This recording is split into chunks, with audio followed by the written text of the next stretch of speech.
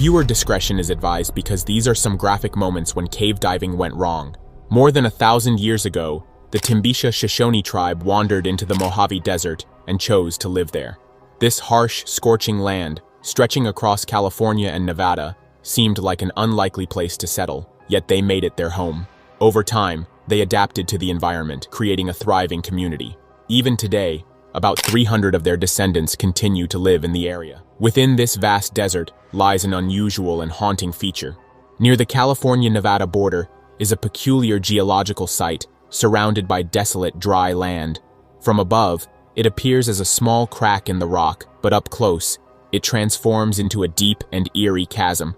This formation stretches about 8 feet wide and 60 feet long, its depths holding a crystal-clear geothermal pool. The local tribe had many stories about this pool, now called Devil's Hole. One of the most chilling legends spoke of water babies, mysterious creatures that lived in the pool. These beings were said to snatch children who stayed in the water for too long. Some elders claimed that the pool was a gateway to a secret network of tunnels used by mystical shamans to travel across the desert. Today, Devil's Hole remains a place of intrigue and mystery. Scientists have uncovered some facts about it, but much remains unknown. Back in the 1960s, reports of its stunning underwater beauty spread far and wide, capturing the imagination of many. Among them was a young man named Paul Giancontieri. At just 19 years old, Paul worked as a cafeteria worker at a nuclear test site in Nevada. He became fascinated by Devil's Hole and often spoke about wanting to explore it. For a year, he dreamed about diving into its depths. Eventually, he convinced his friends, David Rose, Jack Alter, and Bill Alter, to join him on this daring adventure. On June 20th, 1965, the four friends set out on a 90-mile journey to Devil's Hole. At that time, the site was protected only by a fence, a far cry from the heavy security measures in place today. The pool's significance was not fully understood, and access was easier. However, the mysteries of Devil's Hole made it a dangerous place. The pool is unlike anywhere else on Earth, with some believing it might be the deepest cave in the world. At one point, people thought it led to a vast underground ocean. The water in Devil's Hole is ancient, flowing through underground tunnels from distant rain and snowmelt. This journey takes about 15,000 years. Alarmingly, because of nearby nuclear testing, radioactive water is expected to seep into the pool in another 15,000 years. Devil's Hole has another strange characteristic. It reacts to earthquakes from across the world. Even quakes thousands of miles away cause the water to churn violently,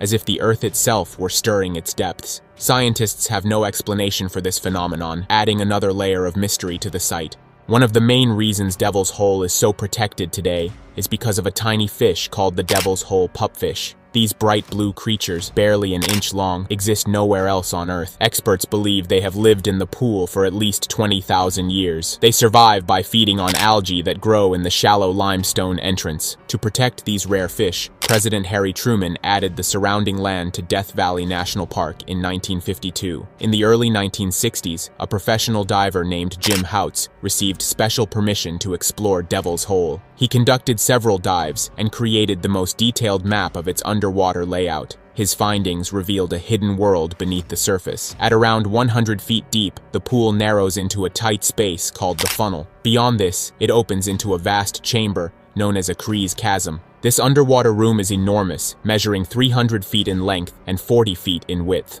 It contains several vertical tubes leading to air pockets near the surface.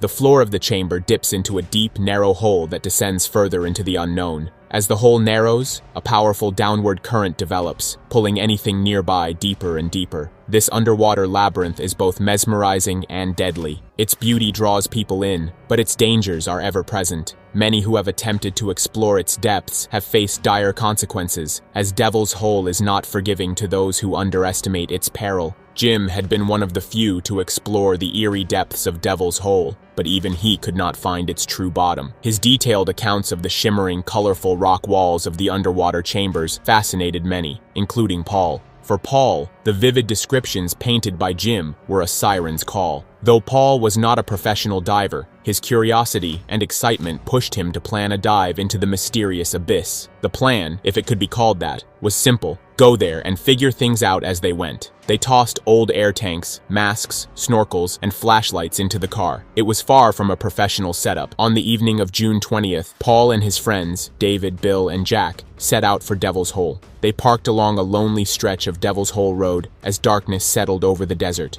Armed with their meager gear, They began the short trek toward the ominous chasm. When they reached the site, the men ignored the fence and warning signs, scaling the barrier with little thought to what lay ahead.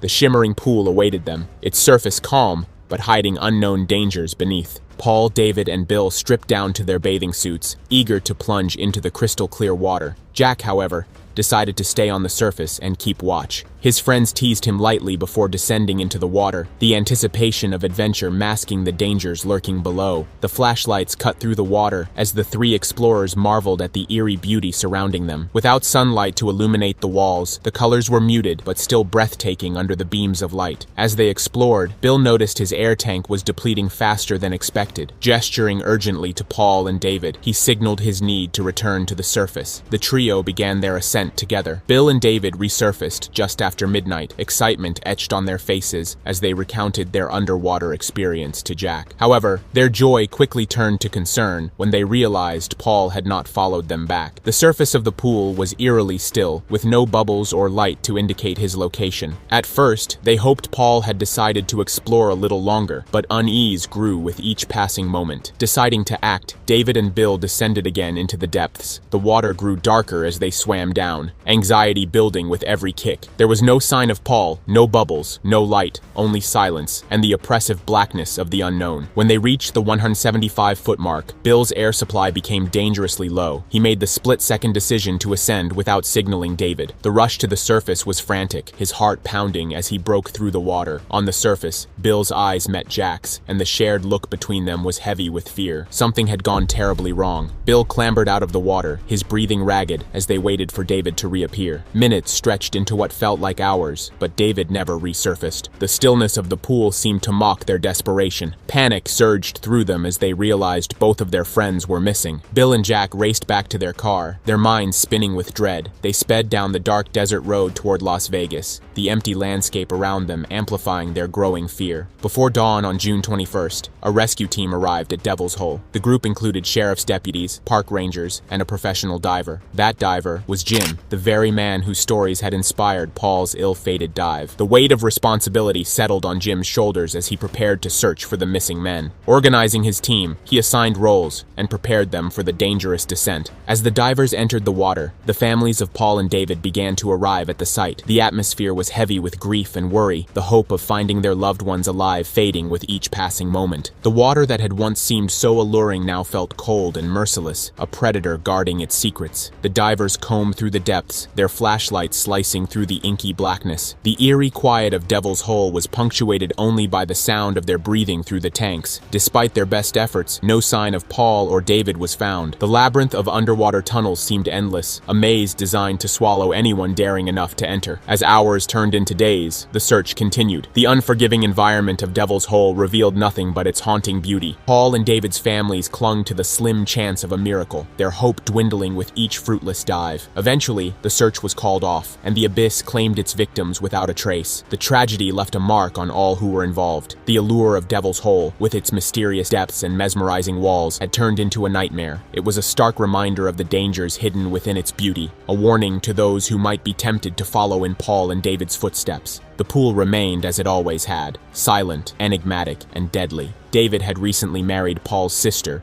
and the two were adjusting to life as brothers-in-law. Now, as the hours passed by Devil's Hole, Paula stood at the edge, tears streaming down her face. The reality of losing both her husband and brother in the same tragic dive weighed heavily on her. The desert air felt colder, as the sense of dread grew stronger with every moment they remained missing. For 36 relentless hours, Jim and a team of 44 rescue divers scoured the deadly waters of Devil's Hole. The search was desperate, but the abyss seemed unwilling to give up its secrets. Among the scattered debris found was a mask, a snorkel, and a flashlight tied to a rock around the 100-foot mark. It appeared to be a marker, possibly meant to guide the way back to the surface, but it seemed neither Paul nor David had reached it in time. During one dive, Jim and his partner deployed a depth line to measure just how far the chasm extended. The line sank deeper and deeper, eventually reaching an astonishing depth of 932 feet without hitting bottom. This immense void, with its narrow entrance and powerful currents, was dubbed the Infinity Room by Jim. The name alone was enough to send chills through those at the surface. The divers made no attempt to enter the space. It was far too dangerous. By the evening of June 22nd, the search was officially called off. The divers emerged from the water for the final time, their expressions heavy with defeat. Almost 6 decades later, the bodies of Paul and David have never been found. Devil's Hole remains an unforgiving enigma, its depths cloaked in eternal darkness. The tragedy left behind an ache that time could never heal, and a chilling reminder of the abyss that claimed them. The second story comes from The White Vault. The White Vault is a horror fiction series set in the perpetual darkness of Svalbard's polar night. It draws listeners into its chilling world through immersive audio and a cast of voices, telling the tale of an international team sent to investigate a mysterious signal at a remote Arctic research station. Trapped by worsening weather, the team uncovers unsettling secrets hidden beneath the ice, each revelation more terrifying than the last. The detailed soundscapes and the authenticity of the cultural and scientific elements make the experience unnervingly real, as though you're trudging through the icy wasteland alongside them. The creators of The White Vault use real recordings, from languages like Icelandic and Mandarin to the haunting calls of endangered animals. This attention to detail amplifies the horror, grounding it in a world that feels uncomfortably close to reality. The entire series is available now, offering hours of spine-chilling content. The latest season follows nature photographers in rural Maine, and other seasons delve into tales of avalanches in Patagonia, chilling discoveries in Antarctica, and supernatural events in 18th century China. Each story is steeped in terror, inviting you to explore the darkness, but never without consequence. On April 5, 1999, 3 friends, Robert, his brother, and another companion, camped near a place called Hermit Cave, located near Fort Gibson Lake in Oklahoma. The area, shaped by ancient seas and geological processes, is home to numerous caves, some adorned with beautiful crystals. Hermit Cave, however, is unremarkable, its entrance a small, dirt-covered opening, barely large enough for a person to squeeze through. The group had planned to explore the wilderness and try caving for the first time. After spending the night near the cave, one of their friends left for work, leaving Robert and his brother to continue the adventure. Though new to caving, Robert decided to explore Hermit Cave. With only a flashlight, jeans, and a t-shirt, he was poorly prepared for the dangers that awaited. He had no helmet, no backup lights, and no understanding of the risks, such as the presence of bad air in caves with poor ventilation. Robert and his brother squeezed through the narrow entrance and ventured deeper. The passages grew tighter and more oppressive. At one point, Robert entered a side tunnel that narrowed further.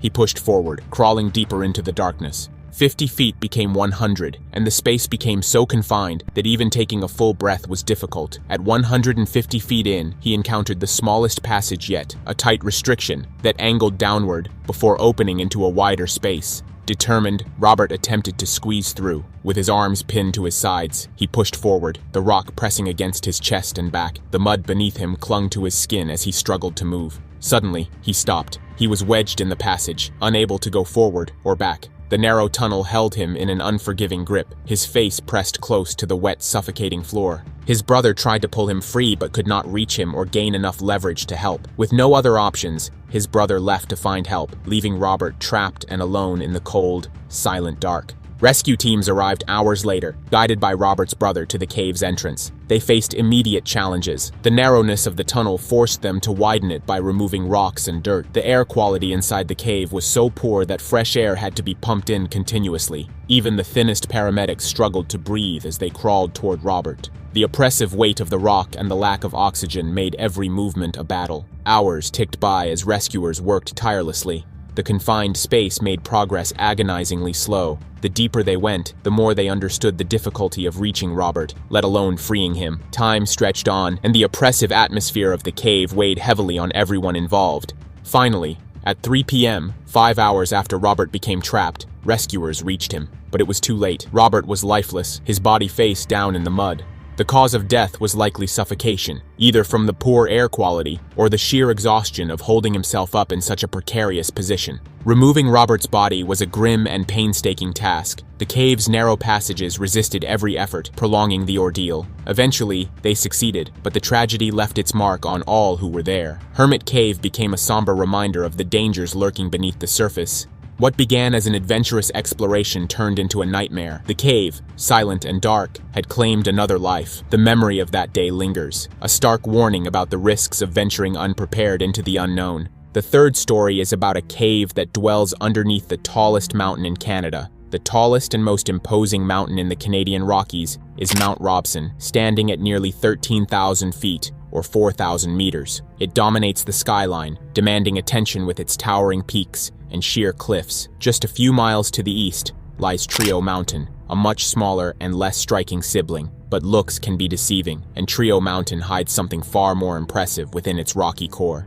Beneath this unassuming mountain lies a hidden world that few have dared to explore. The Yellowhead Highway, the closest road to this remote wilderness, runs at an elevation of 3,000 feet. High above it, at nearly 4,000 feet more, lies the gaping mouth of Arctomys Cave. This is no ordinary cave. It is the second deepest in Canada, plunging an astonishing 1,760 feet 536 meters into the earth. Among the deepest caves in the world, it is a formidable challenge for even the most experienced adventurers.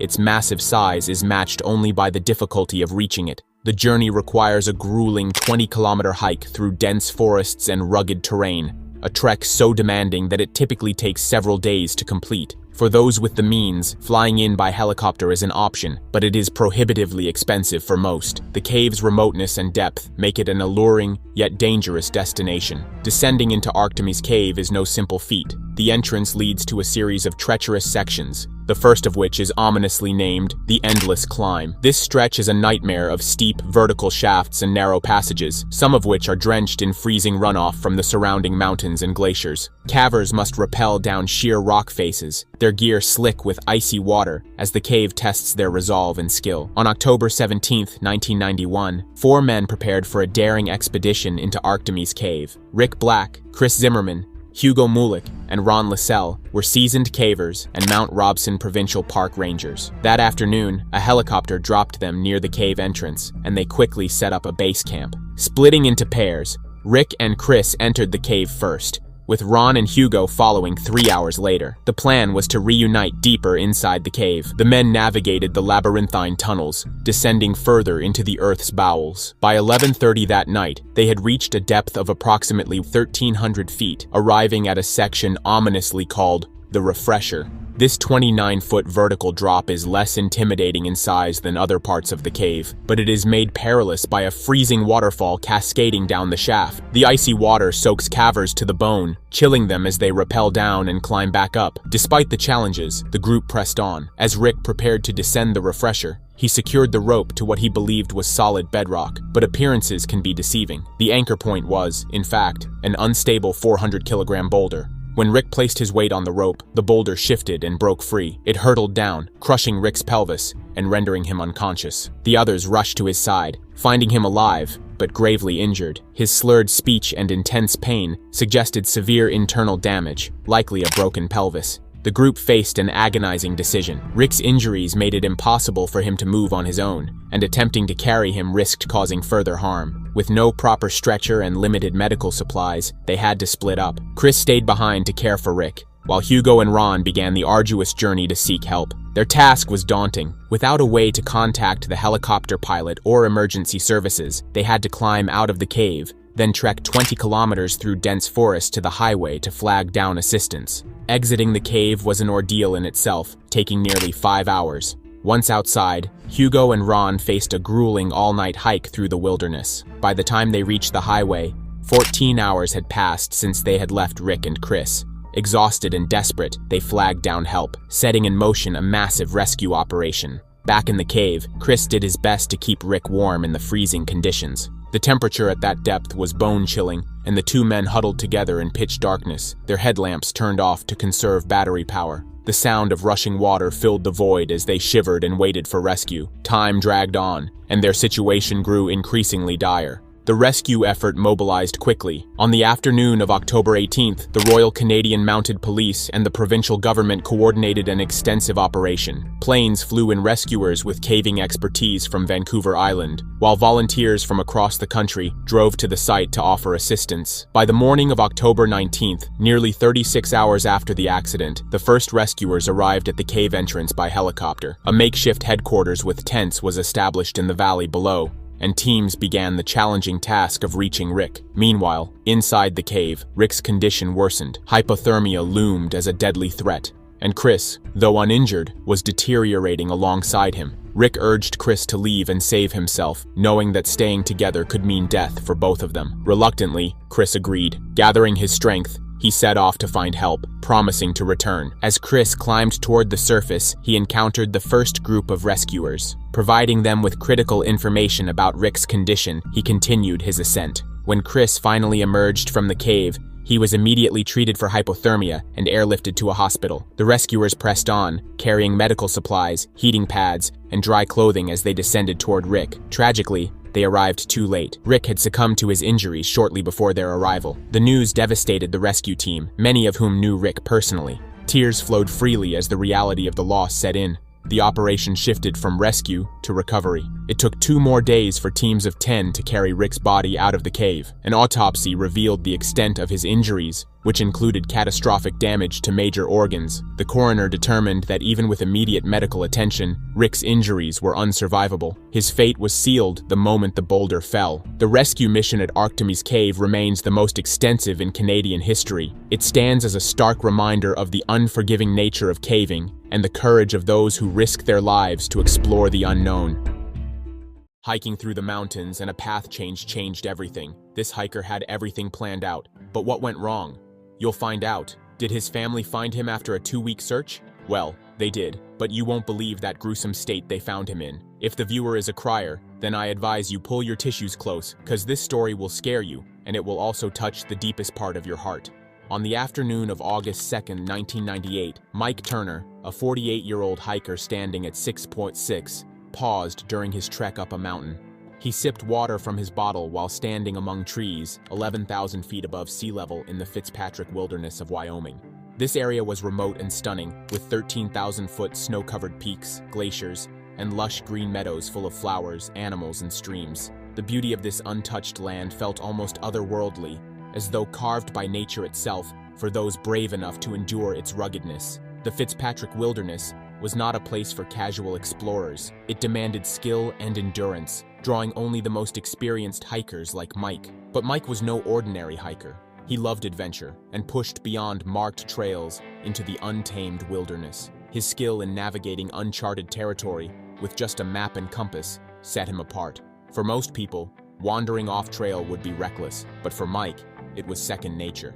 Mike wasn't a professional adventurer. He was a reverend at a church in Idaho, leading a fulfilling but stressful life. Hiking was his escape, a way to connect with nature and feel closer to God. He saw the world as a divine gift, and places like Fitzpatrick Wilderness felt like a masterpiece of creation. On this particular day, he was 4 days into a 9-day solo hike he had meticulously planned for a year.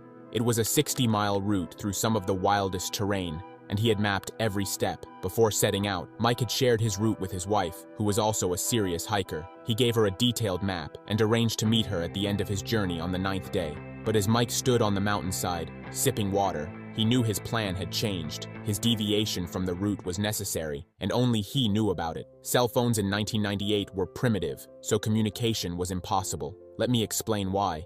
Mike's companion on this journey was Andy, the family's black Labrador dog.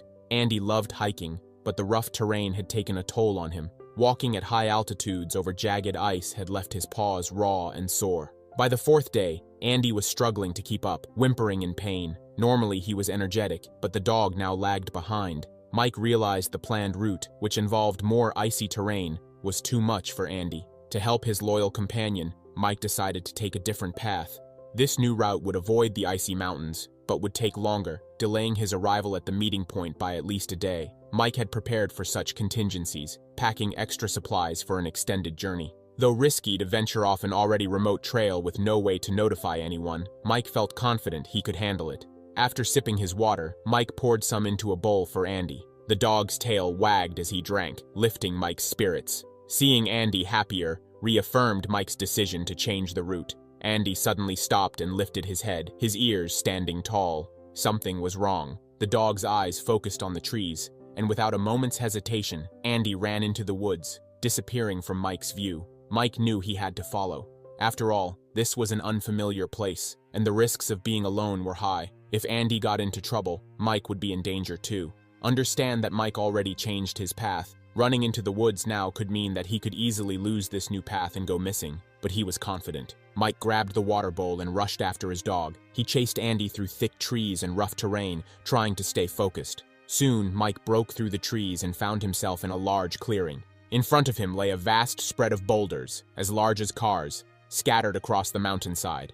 The ground beneath his feet was barely solid, just rocks and uneven stones. But he could see Andy ahead, making his way toward the lake at the bottom of the slope. The dog was on a mission, unaware of the danger. Mike knew that to reach Andy, he'd have to climb over the boulders. Each rock was bigger than the last, and jumping from one to the next was no easy task. But with no other choice, Mike started making his way down, jumping from one boulder to another, carefully trying not to slip. A week later, on August 9th, Mike's wife, Diane, and their kids were waiting at the designated meeting point. This was the place where Mike had promised to meet them at the end of his 9-day hike, but Mike wasn't there. He was late, not just by a few minutes or even a few hours, but an entire day. Diane checked her watch repeatedly. She knew Mike was experienced, and he often arrived late from hikes, but this was different. Mike had said he would be at the meeting point by noon on August 8th. Now, it was the afternoon of August 9th, and still no sign of him. Diane told herself to stay calm. She convinced herself that Mike would show up soon. He probably lost track of time. Maybe he had trouble with the trail, but as the hours passed, her anxiety grew. By 4 p.m., Diane knew something wasn't right. Mike had always been dependable, and he had promised to be there on the 8th. She remembered what he had told her before leaving. If he wasn't back by 4 p.m. on the 9th, it was time to call for help. But still, Diane hesitated. She didn't want to make a big deal out of it. A search would be expensive, and she didn't want to worry the family. She told herself that Mike would come walking out of the forest, offering an explanation for his delay. But as the day wore on, and Mike still didn't appear, Diane couldn't ignore the nagging feeling. By the next morning, she made the call. Mike was officially missing. A huge search operation was launched. Helicopters hovered over the area, and search teams combed the wilderness for any sign of Mike. Despite all efforts, no one could find him. It was a vast area, filled with rough terrain, and Mike had gone off the marked path. No one knew where he was or what had happened. It was almost impossible to locate him in such a huge, rugged wilderness. Days began to turn into weeks. Volunteers continued their search, but Mike was still nowhere to be found. After 2 weeks, the search was called off. Diane and her family were devastated. They had no idea what had happened to Mike. He was a skilled hiker. He knew the wilderness well. So where was he? 5 days after the search was ended, on August 28th, 2 backpackers were hiking through the Fitzpatrick wilderness. They were aware that Mike had been missing, as news about his disappearance had spread across the area. As they sat down to take a break, they saw something strange. A dog, a black dog, looking thin and exhausted, emerged from the trees. It was Andy. The dog was alive, but barely. The backpackers immediately recognized Andy. This was the dog that had been with Mike on his hike. They offered him food and water, and Andy, clearly in bad shape, gratefully accepted. The backpackers knew that they had found the missing dog, and they contacted authorities right away.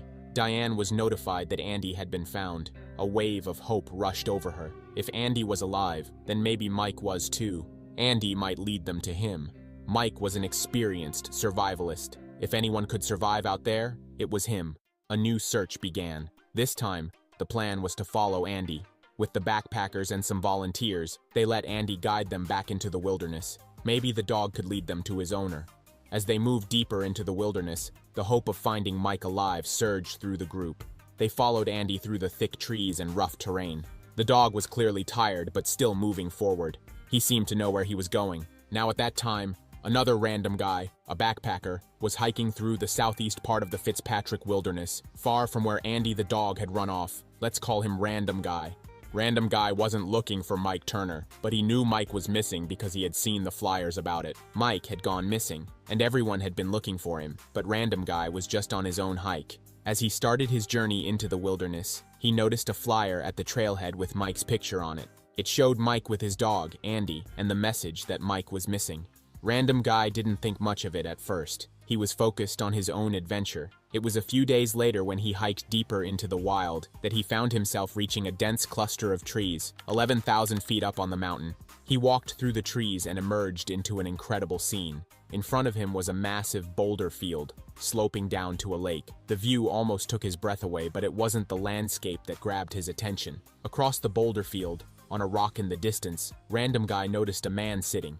The man's back was turned, and he was staring out at the lake. This caught Random Guy off guard. He wasn't expecting to see anyone else out there. It was a remote area. No one came out this far alone, especially not in the middle of nowhere. Random Guy was curious. It wasn't every day you ran into another hiker in a place this isolated. He thought that maybe the man needed help, or at least some company. He decided to approach him, thinking it would be nice to talk to someone. As he walked closer, he realized something shocking. The man sitting on the rock was Mike Turner, the missing hiker. To understand how Mike ended up in this situation, we need to go back 29 days. Andy had taken off, running into the boulder field, and Mike had followed him. Mike had been climbing across the boulders, trying to reach his dog.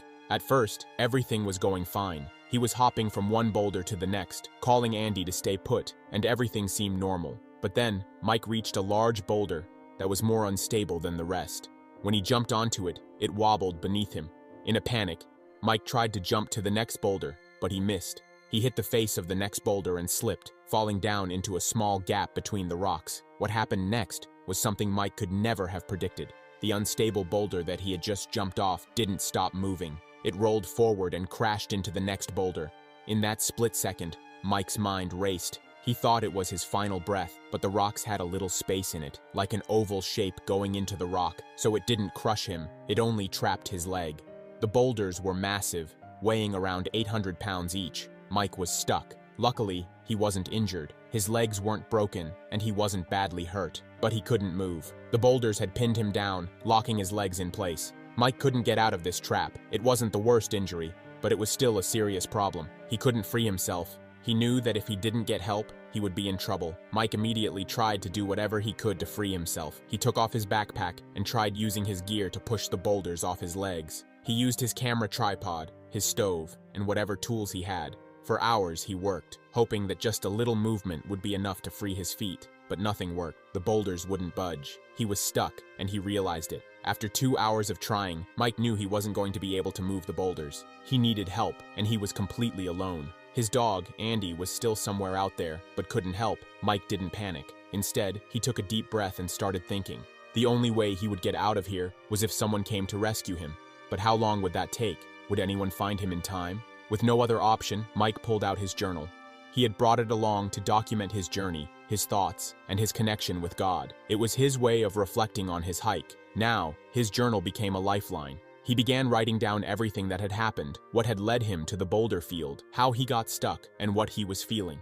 Mike also turned to his faith, writing that he was in God's hands. He prayed for help, even though he didn't know how he would get out of this situation. He knew that God would be with him, no matter what happened. It was a moment of deep reflection. Mike didn't know if he was going to make it out, but he trusted that somehow he would be okay. After writing his first journal entry, Mike set up camp. He had no choice but to try and survive where he was. He used his sleeping bag for warmth, wrapping it around himself to stay insulated. He had a stove with him, so he started melting snow for water. Even though it was cold, Mike managed to create some water for himself. He also covered himself with his tent flap to protect himself from the cold night air. The first night was the hardest. The temperatures dropped close to freezing, and Mike had to stay in a very uncomfortable position. He could hear the wind howling through the rocks, and every minute felt like an eternity. He tried to stay calm, but his mind raced. He wondered if he would ever get out of this. The next day, Mike wrote more in his journal. He detailed his fears about his legs. He worried that if he stayed trapped for too long, he might lose circulation to his legs. That would mean possible amputation. He didn't have much water left, just 2 quarts. And he was worried about running out of supplies. There wasn't much snow left to melt, and he had no way of getting to the lake nearby. His legs were still trapped, and there was no way for him to reach it. Mike's next idea was to try and use a rope to throw his water bottle into the lake to get some fresh water. He tied the rope to the bottle and threw it as hard as he could, hoping it would land in the lake. But it fell short, and when Mike tried to pull it back, it got stuck between the rocks. Again, he couldn't move to get it back. His water bottle was now useless, and he was stuck again, even further from his goal. Mike's hope was fading, but he kept fighting. He refused to give up, even though it seemed like all odds were against him. By the end of the second day, Mike's journal took on a darker tone. At first, it wasn't totally hopeless, but you could feel the shift. He started to joke about what would happen when he ran out of water. He wondered what his urine would taste like mixed with crystal light, a dark joke, but one that showed how desperate he was becoming. He realized just how serious his situation was. He was alone, off any trail, with no idea if anyone knew he was in trouble, and he was running out of water. The next day would be his last bit of supply. On the third day, still trapped between boulders, Mike's journal took on a strange mix of optimism and despair. He still hadn't figured out the water problem. His last quart of water was almost gone, but somehow he seemed to hold on to hope. He talked about how the trip had started as a way to get closer to God. Now, stuck in this horrible situation, he felt like he had achieved what he came for. It was a spiritual event beyond what he had imagined. The isolation and struggle had made him feel closer to God than ever. But underneath the words, there was an unsettling sense of awareness. Mike believed he was going to make it out. He promised himself he would never take such risks again. He vowed to be a better father, husband, and reverend. He believed this suffering would change him for the better. But as the days dragged on, his optimism faded. As he was trapped there, with no help in sight, Mike's writing started to reflect anger. He was angry with God. Was this a punishment? Had he failed God somehow? The question weighed on him, yet no answers came. By the 5th or 6th day, things only got worse. Mike had lost all feeling in his left leg. It was as if his body was starting to shut down. He knew that now, more than ever, his situation was dire. Still, no help arrived. Despite all his prayers, no divine rescue was coming. His body was wasting away, and he was utterly alone. Mike wrote in his journal that the loneliness was more than he had imagined. It wasn't just the physical pain, but the emotional agony of being trapped, unable to move, and separated from everyone who loved him. His family had no idea where he was. The realization that no one knew, that no one could help, was devastating. He was slowly withering away, completely cut off from the world. The mental torture he faced in that moment was unbearable. It was a slow, drawn-out agony. The 6th and 7th day passed, and Mike's situation only got worse. He couldn't even reach his journal anymore, so he wrote on whatever objects he could find. His Bible, and even the instruction manual for his stove became his canvas. His writing became more slanted, harder to read. He started to regret his decision to take the longer route. He was angry with himself. Why had he made this choice? Why didn't he tell anyone where he was going? His self-blame was overwhelming. On the 7th or 8th day, his writing started to change again.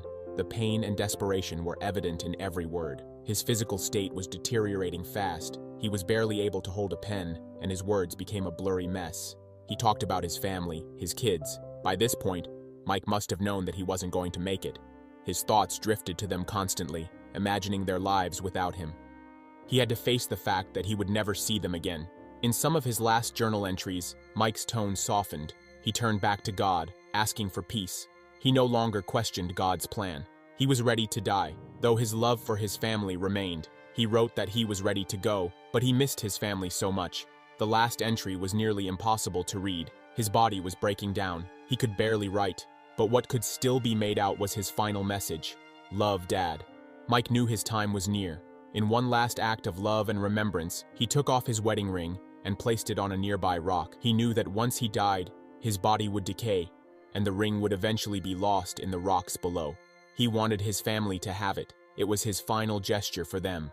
Mike was found by a hiker named Random Guy, who recognized him from the missing person flyers. Random Guy couldn't move Mike, but he covered him up and took his wallet, which contained his ID. He retraced his steps and, after 3 long days, contacted the authorities. This delay only added to the chilling reality of how remote Mike's location had been. No one could have found him in time. Andy had been following the right trail, but wouldn't find Mike before Random Guy did. In the end, Andy was loyal, but he just couldn't make it in time. The faithful dog was trying to bring help, but it was too late. And then, there was the tragedy that made everything worse. On the day Mike left to begin his journey, his wife Diane received a bouquet of flowers. Mike had arranged for them to be delivered after his departure. Attached to the flowers was a note to Diane. "Thank you for letting me live this adventure.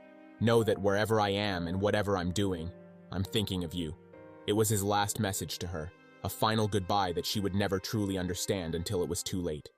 Imagine being trapped in total darkness, your body wedged between unyielding rocks, with no hope of escape. This is the horrifying reality that these 3 adventurers had to face. The next 3 stories will leave you breathless. In October 1989, 18-year-old Rachel Cox found herself deep beneath the surface of South Dakota's Wind Cave National Park. She was part of a group of college students participating in a mock search and rescue operation, a training exercise designed to test their skills in cave exploration and emergency response. Wind Cave, one of the longest and most complex caves in the world, was no ordinary place. Known for its unique boxwork formations, delicate honeycomb-like structures made of calcite, it was a labyrinth of narrow tunnels, hidden chambers, and tight squeezes. The cave's name comes from the barometric winds that blow in and out of its entrance. This phenomenon is caused by differences in atmospheric pressure between the cave and the surface. Rachel had spent 2 weeks exploring the cave with her team, learning its secrets and navigating its challenges. She was no stranger to the cave's eerie beauty,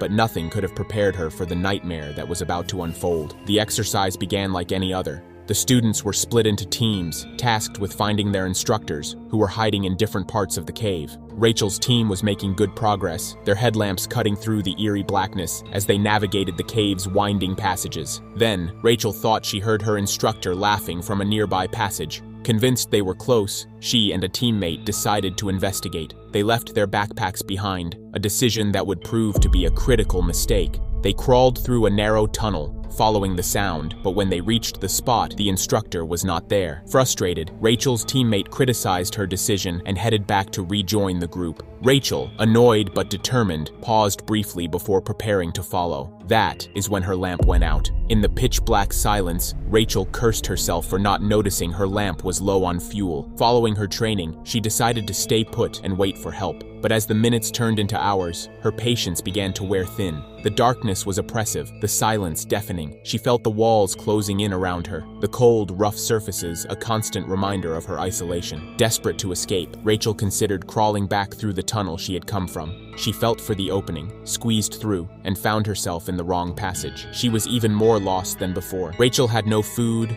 water, or working light without her pack. She knew her biggest danger was hypothermia, so she forced herself to keep moving. She made as much noise as she could, shouting, singing, banging her lamp against the cave walls, anything to signal for help. Meanwhile, her fellow students and instructors were searching the area where she had disappeared. Rob McLeod, one of her teammates, later claimed that he and Rachel had recently spent 2 weeks in that cave, and they knew it pretty well. So the fact that they had no idea where she could be was very worrying. Wind Cave was a 3-dimensional maze, its passages so dense and interconnected that even experienced cavers could get lost. Rachel's calls for help echoed through the tunnels, but the sound was muffled by the cave's thick walls. The instructors, realizing the severity of the situation, notified the park rangers. The National Park Service quickly mobilized a rescue effort, calling in local cavers and experts from other states. Jim Nepstad, a former Wind Cave specialist, flew in from Kentucky to help coordinate the search. As the hours stretched on, Rachel's situation grew dire. Hunger gnawed at her stomach, making her feel weak and delirious. Her throat was parched, her limbs heavy. The lack of food and water twisted her mind, causing her thoughts to race and blur. At times, she wasn't sure if the strange noises around her were real or just her imagination playing tricks. Then, the hallucinations began. Rachel began to hear whispers in the silence, voices from the cave itself. They were faint at first, but soon they grew louder, more insistent. The cave seemed to come alive, urging her to keep moving, to find her way out. She saw visions of glowing lights and imagined her relatives praying for her return. At one point, she thought she heard a gentle voice saying, "I am the womb of Mother Earth. You are safe. I will birth you." The words were comforting, but they also deepened her sense of disorientation. Rachel was no longer sure what was real and what was a product of her exhausted, starved mind. After about 30 hours of searching, one of the volunteers finally heard Rachel's faint calls for help. They followed the sound, navigating the cave's twisting passages until they found her.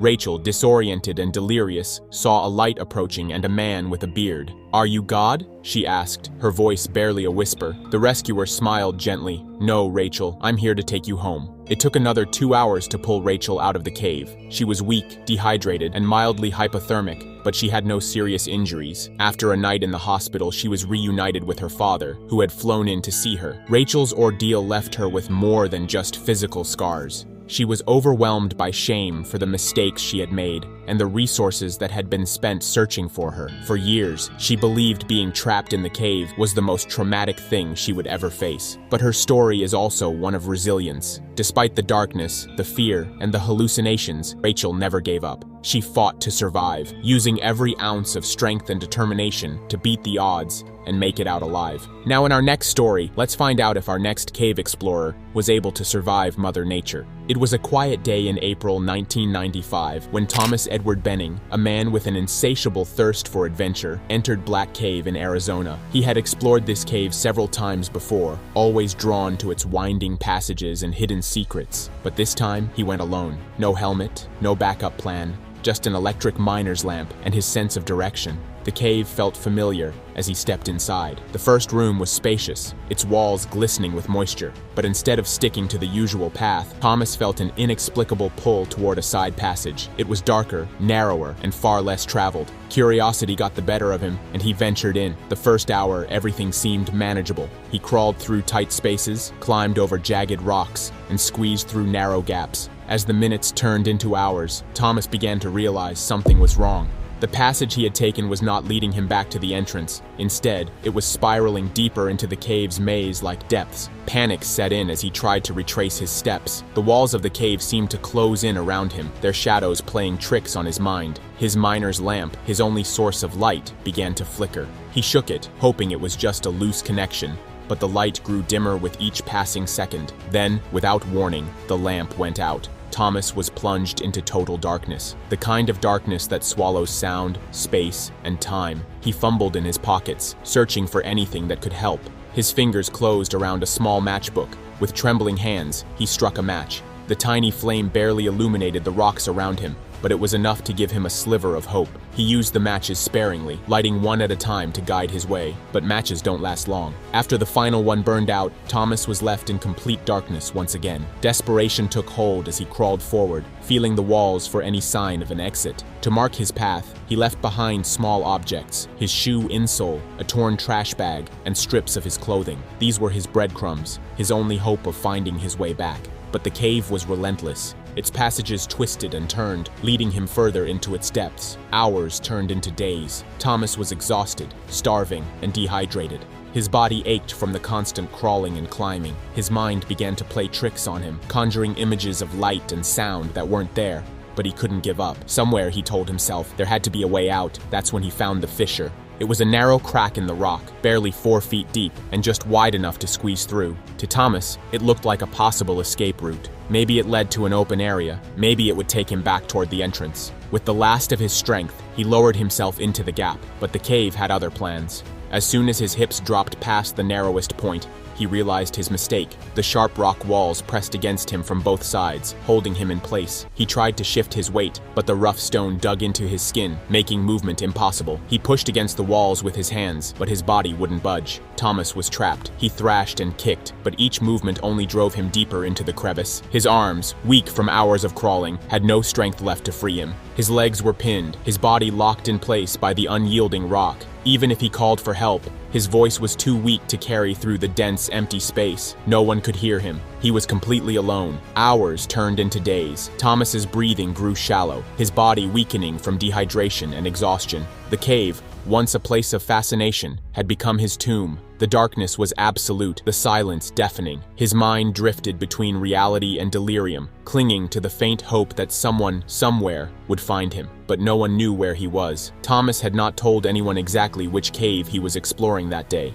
When he didn't return home, his wife grew worried. She called the police, who began searching the area. They checked every cave Thomas had ever mentioned, but Black Cave was not on their radar. It took days for them to find his car parked near the cave's entrance. Rescue teams were called in, but they faced a daunting challenge. Black Cave was a maze of hidden passages, many of which were unmapped. The rescuers searched the main sections of the cave, finding only Thomas's shirt and sunglasses near the entrance. They missed the obscure side passage he had taken, the one that led to his tragic fate. Meanwhile, deep within the cave, Thomas's struggle was coming to an end. His body, battered and broken, could no longer fight. His sharp and determined mind began to fade. The last thing he felt was the cold, unyielding rock pressing against him, a final embrace from the cave he had loved so much. The search for Thomas was called off after weeks of fruitless effort. His wife refused to give up, posting flyers and pleading with authorities to continue the search. But with no leads and no clues, there was little they could do. Thomas was declared missing, his fate a mystery. It wasn't until December 1996, more than a year and a half later, that the truth was finally uncovered. A group of experienced cave explorers, Bill Graff, Elizabeth Robb, and Dale Green, entered Black Cave as part of a mapping project. They weren't searching for Thomas. They were there to document the cave's hidden passages. About an hour into their exploration, they found something strange, a burned matchbook lying in the dirt. Further on, they discovered a broken miner's lamp. The clues were scattered: matchsticks, torn clothing, and small objects left behind as markers. It was as if the cave itself was telling a story, one of desperation and survival. Curiosity led them deeper into the cave, following the trail of clues. They crawled through narrow tunnels, their headlamps casting eerie shadows on the walls. Then they found it: a shoe, a sock, and finally, a huge bundle of fur on the cave floor. But it wasn't fur. As they got closer, the horrifying truth became clear.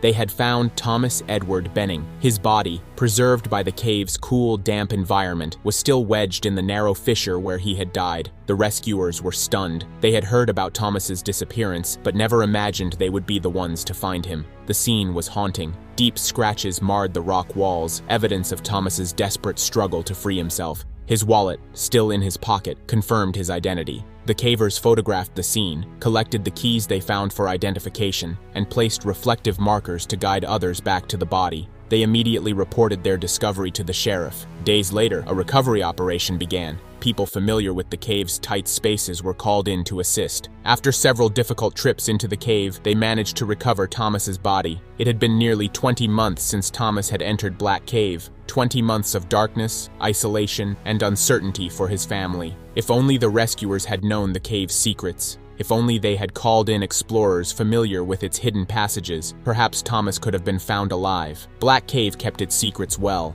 It was a place of beauty and danger, a reminder of how quickly adventure can turn into tragedy. Thomas's story is a cautionary tale, one that underscores the importance of preparation, communication, and respect for the unforgiving power of nature. This brings us to our next story, and still wondering why anyone would put their lives at risk against Mother Nature. It seems like a big risk for little reward. On August 18, 2007, 15-year-old Tim Smashfield and his twin brother Tom set out for an adventure they had been eagerly anticipating for weeks. Both were avid explorers, having spent much of their childhood navigating the forests, lakes, and hills surrounding their Arkansas home. Their destination was Devil's Den Cave, a place known for its tight squeezes, deep crevices, and eerie beauty. Devil's Den Cave, which is located in none other than Devil's Den State Park. This cave is one of Arkansas's most famous caves. Scientists say that it was formed over millions of years by the slow dissolution of limestone. This cave is a labyrinth of narrow passages, hidden chambers, and stunning rock formations.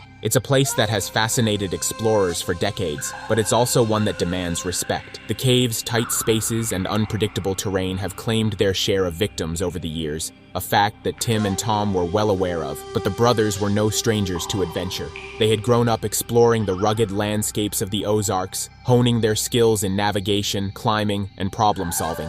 For them, Devil's Den Cave was the ultimate challenge, a place where they could test their limits and push their boundaries. The hike to the cave entrance took them through dense forest, the air filled with the chirping of insects and the rustling of leaves. The ground beneath their feet grew increasingly rocky as they approached the cave, the terrain shifting from soft earth to jagged stone. They passed along the edges of crystal-clear lakes, their surfaces shimmering in the sunlight, before finally reaching the cave's entrance. A gaping hole in the hillside greeted them, cool air seeping out from its depths. For Tim and Tom, the thrill of the unknown was irresistible. They paused for a moment, adjusting their headlamps and checking their gear before stepping into the darkness. The cave was a place of eerie beauty, its walls lined with smooth, water-carved stone and sparkling mineral deposits. The air got cooler the deeper they went, a welcome relief from the summer heat outside. Their headlamps cut through the inky blackness, casting long shadows on the walls as they navigated the narrow passages. The brothers moved cautiously, their footsteps echoing in the silence. They knew the cave's reputation for tight squeezes and deep crevices, but they were confident in their abilities. For Tim, the challenges only added to the excitement. He had always been the more daring of the two, the one willing to take risks for the thrill of discovery. Then, Tim saw it, a narrow 9-inch wide crack in the rock. It was a fissure,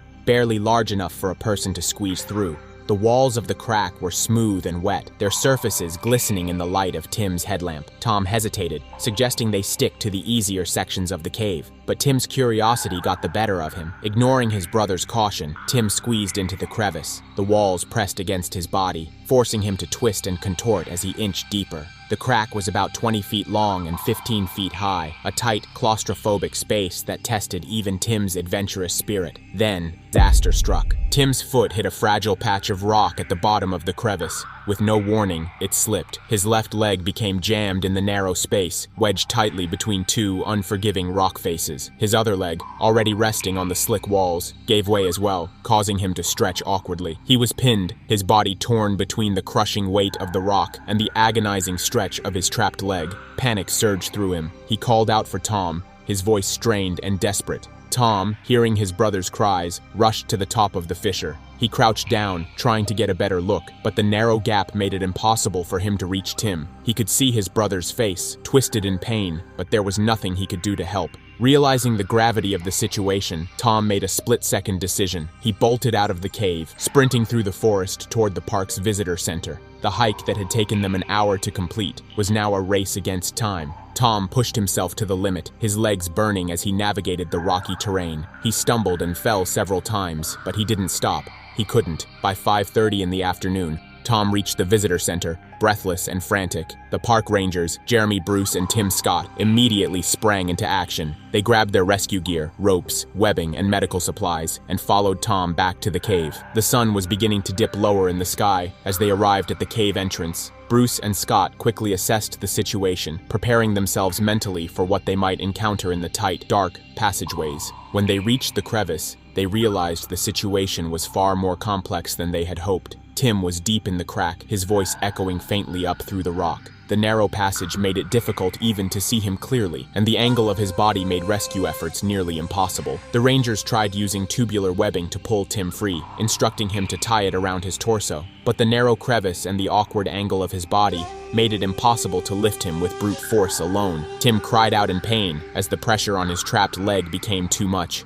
Realizing they needed more help, Bruce called for backup. By 7:50 in the evening, cave rescue teams had arrived. Pulling Tim sideways through the crevice wasn't going to work. The only option was to lift him straight up, but they had to do it carefully. Any misstep could worsen his injuries. Ranger Jeremy Bruce climbed onto a ledge above the crevice, positioning himself directly over Tim. He lowered a loop of webbing down, encouraging Tim to work it beneath his arms and around his chest. Tim, exhausted and in pain, followed their instructions, his hands trembling as he fumbled with the webbing. The rescuers began to pull, inch by inch. Every tug brought excruciating pain as Tim's leg fought against the rock. The walls of the crevice scraped against his skin, leaving raw, bleeding wounds. Slowly, his trapped foot began to loosen. The rangers pulled harder, their muscles straining as they worked to free him. Tim's body rose higher, his legs finally clearing the narrowest part of the crevice. With a final, desperate effort, they pulled him free. It was 8:20 in the evening when Tim was finally pulled to safety. His legs were bruised and swollen, but miraculously, he had escaped without any severe injuries. The ordeal had lasted hours, but it felt like a lifetime. Tim was carried out of the cave on a stretcher, his body weak and trembling from the ordeal. The cool night air was a welcome relief after hours spent in the cave's damp, claustrophobic depths. The rescue team worked quickly to assess his condition. He was dehydrated and suffering from mild hypothermia, but otherwise, he was in good shape. They wrapped him in blankets and gave him water, monitoring his vital signs as they prepared to transport him to the hospital. Tom stayed by his brother's side, his face pale with worry. Devil's Den Cave is a place of incredible beauty, but it's also a place that demands respect. Its tight squeezes and deep crevices can be deadly for those who underestimate its challenges. The cave's unique geology, formed over millions of years by the slow dissolution of limestone, creates a labyrinth of passages that can be difficult to navigate, even for seasoned explorers. For Tim, the experience was a wake-up call. He had always been the more daring of the two, the one willing to take risks for the thrill of discovery. But after his ordeal in the crevice, he realized that adventure comes with responsibility. "I learned a lot that day," Tim said later. "I learned that it's okay to take risks, but you have to be smart about it. You have to know your limits and respect the environment you're in." Devil's Den Cave remains a popular destination for cavers and adventurers, but it's also a place of caution.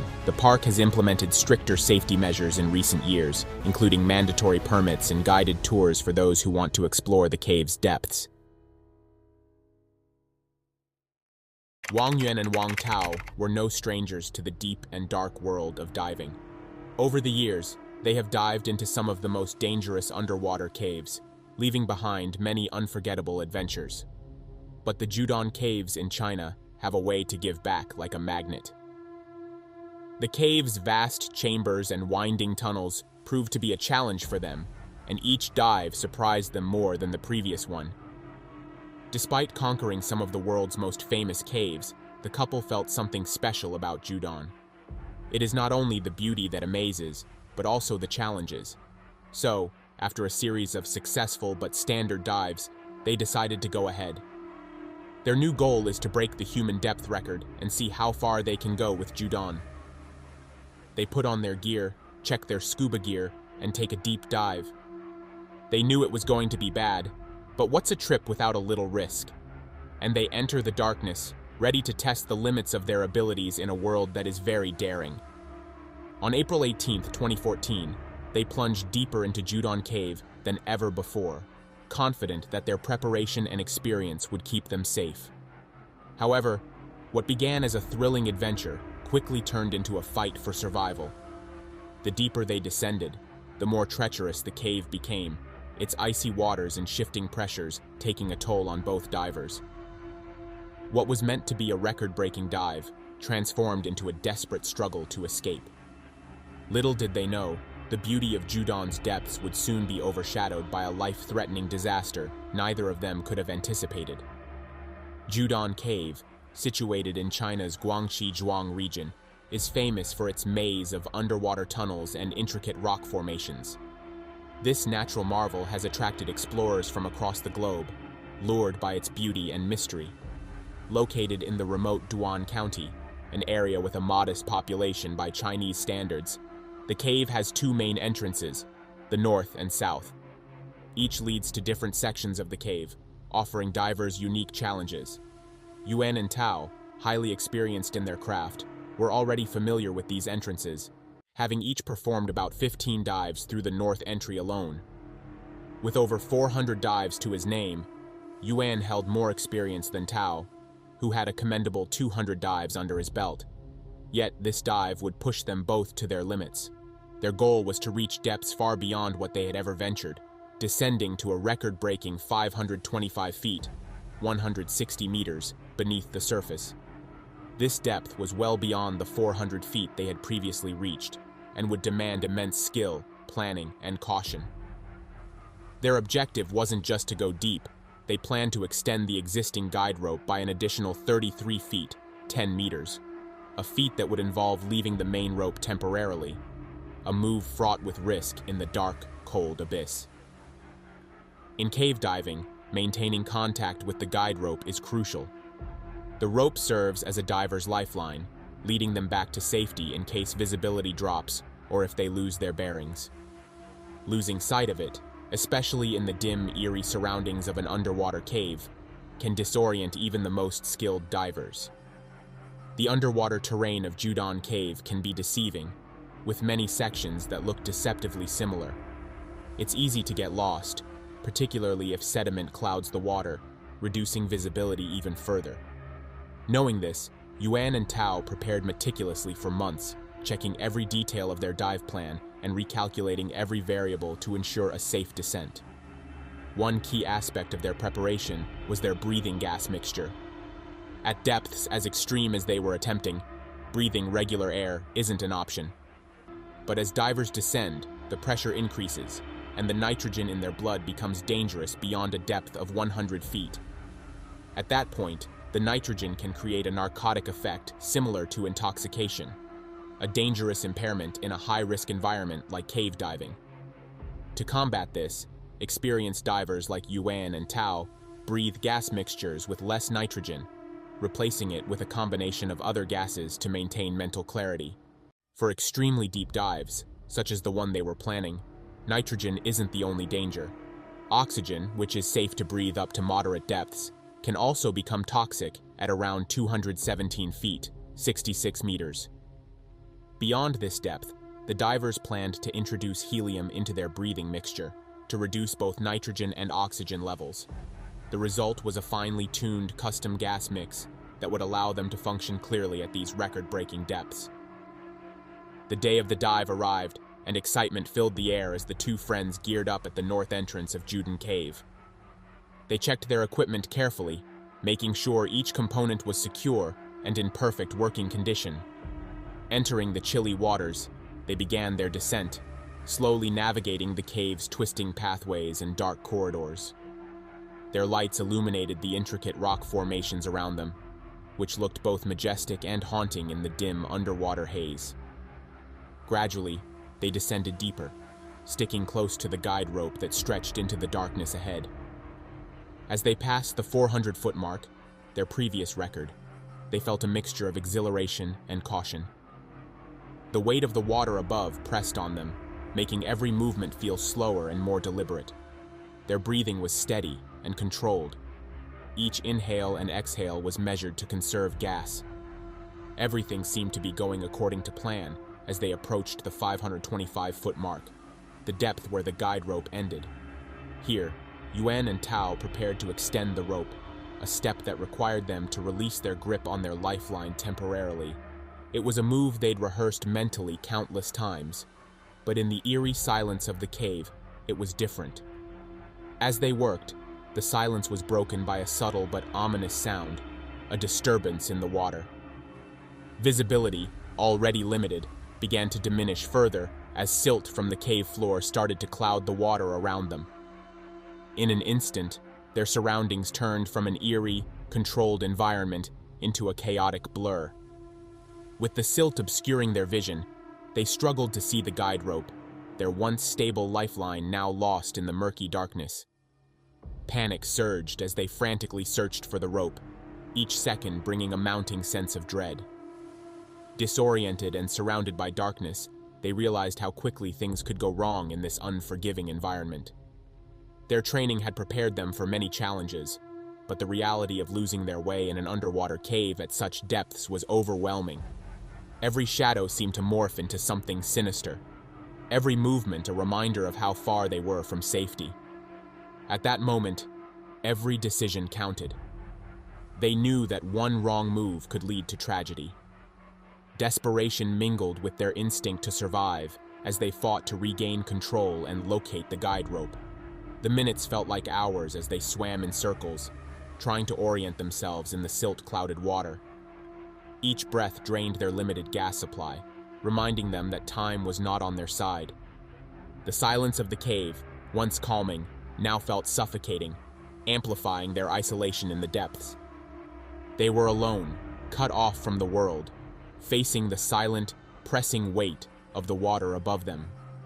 Reaching these depths meant using different gas mixtures to keep safe from dangerous conditions like nitrogen narcosis and oxygen toxicity, which can strike divers as they descend into darker, denser waters.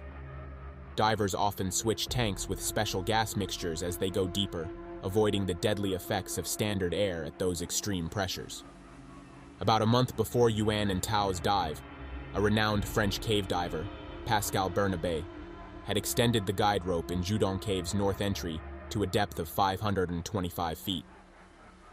Pascal was a legend in the diving world, known for his record-breaking dives using a self-contained breathing apparatus. His impressive mark of 1,080 feet, far deeper than most divers would ever reach, had put him among the greats, even if his record wasn't officially recognized due to technical issues with documentation. For Yuan, this was a rare chance to learn from one of the best. He traveled to meet Pascal, who eagerly shared his insights, including how to plan decompression stops and manage the complex gas mixtures required for deep dives. Pascal taught Yuan to be wary not only of common risks like nitrogen narcosis and oxygen toxicity, but also of a lesser-known condition called high-pressure nervous syndrome, or HPNS. HPNS typically affects divers at depths greater than 500 feet, where it's caused by the intense pressures involved in breathing helium-rich gas mixtures. This condition is rare but serious, bringing symptoms like tremors, involuntary shaking, drowsiness, and even changes in heart rhythm.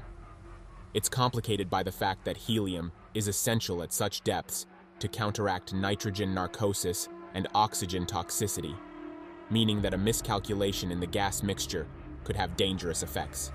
With Pascal's guidance, Yuan felt more prepared than ever.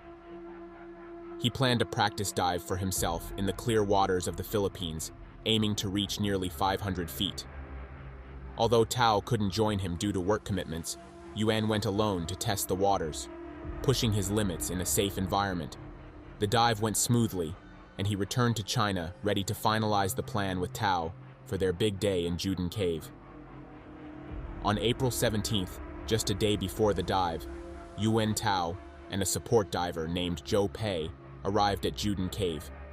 Together, they staged over 20 gas cylinders along the cave at specific depths, each filled with mixtures suited for different stages of the descent and ascent. After completing this crucial setup, they reviewed the dive plan one last time, preparing to execute it precisely. Based on their calculations, the pair estimated that it would take around 20 minutes to reach their target depth of 557 feet. They knew that once they arrived, they could only linger there for a few minutes before beginning their ascent. Any extra time at that depth would demand hours more decompression on the way back up. Yuan and Tao's decompression plan was strict, calling for 3 hours and 50 minutes of stops during the ascent to avoid decompression sickness.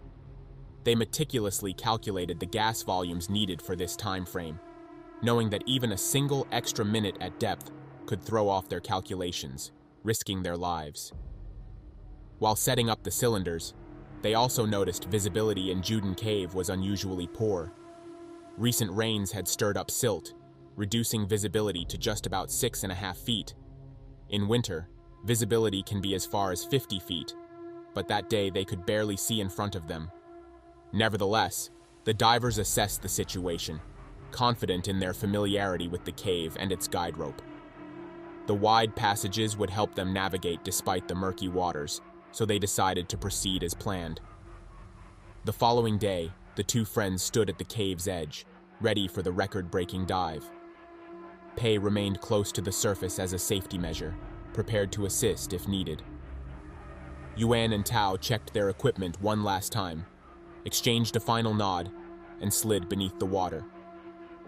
According to their plan, Yuan would manage the guide rope, ensuring they stayed on course, while Tao's task was to attach arrows to the rope, marking the way back to the cave's entrance. These markers were critical, helping them navigate their return in case disorientation set in. As they descended, each switch to a different gas mixture was carefully timed and executed. After several minutes, they reached 393 feet, the deepest they had ever gone together. They paused to check in with each other, Yuan signaling to Tao to confirm he was ready to descend further. Tao responded with a thumbs up, and they continued into the depths.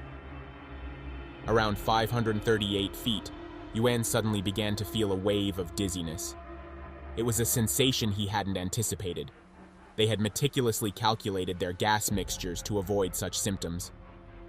Nevertheless, his awareness was slipping, and he knew they had to begin their ascent quickly to counter the effects of the pressure.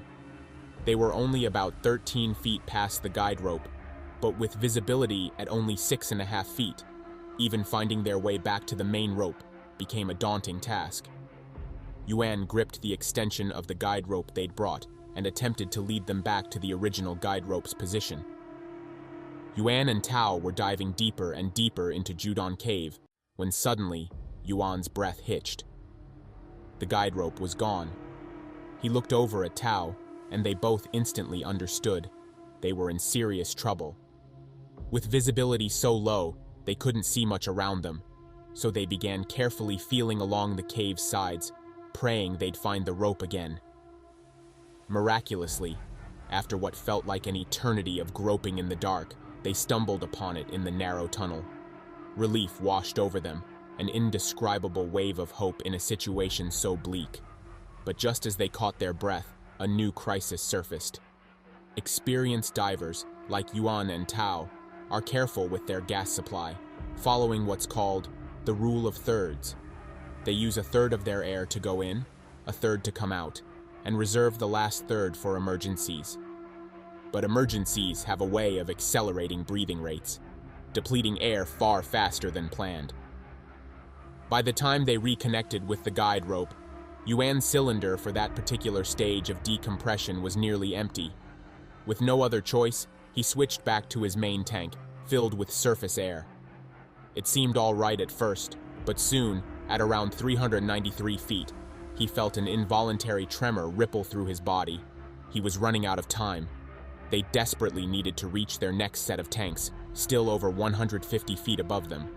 Yuan believed they might just make it, until he looked over and saw that Tao was wedged under a rock. The murky water had misled him into swimming into an obstruction, trapping him. Yuan swam quickly to Tao's side to free him, but as he approached, he realized Tao wasn't struggling. Instead, Tao was signaling with his light at his neck. He was running out of air. Without hesitation, Yuan pulled his reserve respirator line and handed it to Tao, allowing him to take a desperate breath. With Tao now able to breathe again, Yuan freed him, and they began to ascend, though the panic in both was undeniable. Yuan knew his tank was already dangerously low, and now, with both of them breathing heavily, he did a quick calculation in his mind. They had only 3 or 4 minutes of air left at most. Worse, Tao was exhausted, forcing Yuan to pull him with his right arm while gripping the guide rope with his left. They still had about 300 feet to the surface, but Yuan's gauge showed they only had enough air for one of them to reach another 130 feet. In a small stroke of luck, they were just 50 feet from the next set of cylinders when, out of nowhere, Tao floated up past Yuan, rising swiftly into the dark, murky water above. Yuan's heart sank as he realized the terrifying truth. Tao was unconscious. Yuan shot up the guide rope in pursuit, frantically scanning the water around him. But the visibility was so poor, and Tao was gone, swallowed up in the shadows. Yuan knew he didn't have the air to both search for his friend and make it back to the rope safely. Desperately, he swung his light in every direction, hoping to catch a glimpse of Tao. But as he did, his own eyelids began to feel heavy. He shook his head, knowing that his life depended on reaching the next tanks, staged at the 246-foot mark. With every passing second, the tank on his back became more resistant, each breath harder than the last. With a final burst of energy, he made it to the stage tanks, swapping to a decompression mixture suited for that depth. For a moment, he felt relief, the life-giving air filling his lungs. But Tao's absence gnawed at him, and the pit of dread returned. Determined, Yuan descended along the familiar, nearly vertical section of the cave where he'd been before. But everything felt different now.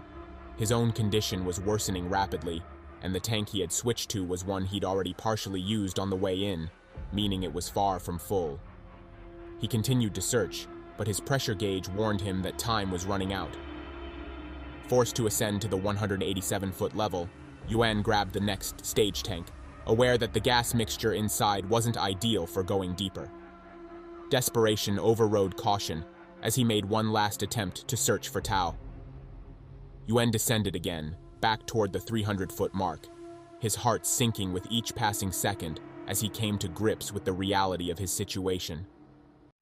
Minutes passed, and he began to feel the weight of despair, of giving up, not just on Tao but on himself. The thought of letting go, of slipping into unconsciousness, almost seemed comforting. Just then, Yuan felt himself start to lose consciousness, his mind blanking out for a second. Thankfully, he snapped back, realizing that survival was his only choice. With the last ounce of strength and determination, he ascended back up to about 170 feet. By then, all hope of finding Tao had faded. His focus shifted solely to reaching the surface, trying his best to respect the decompression stops he needed to avoid severe injury. Each stop felt like an eternity, the silence pressing in on him. But as the weight of everything that had happened became too much to bear, he abandoned the careful timing, opting instead for a rapid ascent toward the surface, where Pei, their support diver, waited. At last, a light appeared just below the surface, breaking through the darkness like a lifeline. It was Yuan, emerging from the depths, but alone. When he switched to a fresh tank and signaled to Pei that Tao was gone, Pei's face filled with horror and disbelief. Then, as if he forgot he was underwater, Pei let out a scream, the bubbles bursting around him in an intense rage. He looked at Yuan, the shock hitting him like a wall. Without a second thought, Pei rushed back down the guide rope, determined to find Tao himself, but in a split second, he paused. Realization struck. Yuan needed help. Yuan's frequent ascents and descents had taken a heavy toll on his body. Narcosis and decompression sickness hovered over him, tightening their grip with every move. It was only getting worse, and he was barely holding on. Pei steadied Yuan, helping him to rise a little in hopes of clearing the dizziness and nausea that had overtaken him. But it was useless. Suddenly, Yuan ripped his regulator from his mouth, his body betraying him as he vomited and convulsed. They had no choice but to abandon the search for Tao and focus on reaching the surface. What should have been nearly 4 hours of careful decompression stops turned into less than 3, their urgency cutting down safety. Finally, they reached the surface, and Pei left Yuan to call for help before diving back into the water to guide him the rest of the way up. By the time Yuan broke through the surface, he was in pure agony. His legs felt like they were on fire, pain searing through every muscle. His head spun, the dizziness almost unbearable. Luckily, emergency services had arrived, and they quickly pulled him out of the water, placing him straight into an ambulance. Pei stayed back, helping the rescue divers as they arrived, all with the same grim understanding: their rescue efforts would have to wait. With the need for precise gas mixtures and volume calculations, it was impossible to go back down that same night. The next morning, April 19th, the first group of divers re-entered Judon North. They descended into the depths, searching for Tao, and eventually they found him. His lifeless body was at 167 feet. An hour later, he was back on land, brought up with the utmost care, though the silence surrounding his recovery spoke volumes. Meanwhile, Yuan lay in a decompression chamber, his body slowly adjusting. He would spend several days there, his body healing from the intense physical toll. But more than his body, his mind reeled, each moment filled with thoughts of the accident. What had gone wrong? Where did they slip? Piece by piece, Yuan began to analyze every choice and every action. By the time his treatment was over, he had come to a somber conclusion, a list of errors and oversights that had ultimately sealed Tao's fate. Looking back, everything was clear in hindsight. Yuan knew they had both put great effort and meticulous attention into planning this dive. Yet the holes they failed to close created the very environment for disaster. Yuan came to believe their biggest mistake was overconfidence. Everything had trickled down from that one flaw. The plan they had devised with such painstaking care was flawed from the start, as it aimed for a depth far greater than any they had ever reached before. Beyond their maximum depth of 400 feet, every single foot adds a new layer of danger, amplifying the risks in ways that few divers can prepare for. Yes, they had the correct gas mixtures planned for each depth. But pressure affects everyone differently, and even the best prepared mixtures can't eliminate the dangers posed by narcosis and oxygen toxicity. Yuan and Tao had pushed themselves too far, and as the depth increased, they both felt it. Their fatigue grew, and their minds grew foggy. Had everything gone smoothly, this dive might have been nothing more than a close call. But when the permanent guide rope broke, it was the final straw. According to Yuan, when they realized the rope was missing, terror filled them both. But they managed not to panic outright, which may have ultimately saved Yuan's life. Even so, their heart rate spiked, and their breathing quickened, using up their precious air supply faster. That frantic search for the rope had occupied all of their attention, yet another oversight lay waiting to deal the final blow. After Tao's body was recovered, an examination of his equipment provided more clarity. It appeared that Tao's death was likely caused by hypercapnia, carbon dioxide poisoning. When a diver's air supply dwindles, carbon dioxide can build up quickly, and the body becomes overwhelmed. By the time Tao signaled to Yuan that he was running out of air, Yuan's tanks were dangerously low as well. Sharing air had been a heroic attempt, but tragically, it wasn't necessary. Tao wasn't actually out of gas. In the chaos, Tao had simply forgotten about his second tank, which still had enough mixture to get him to the next stage. The combination of their physical exhaustion, impaired mental states, and the shock of losing the guide rope had left them vulnerable, clouding Tao's judgment to the point where he overlooked his own lifeline. As Yuan reflected, he came to a bittersweet realization. Tao had saved his life, calmly signaling his need for air instead of panicking. If Tao had succumbed to fear in that critical moment, Yuan was certain that neither of them would have survived the ordeal. That small act of courage had made the difference between one life and two.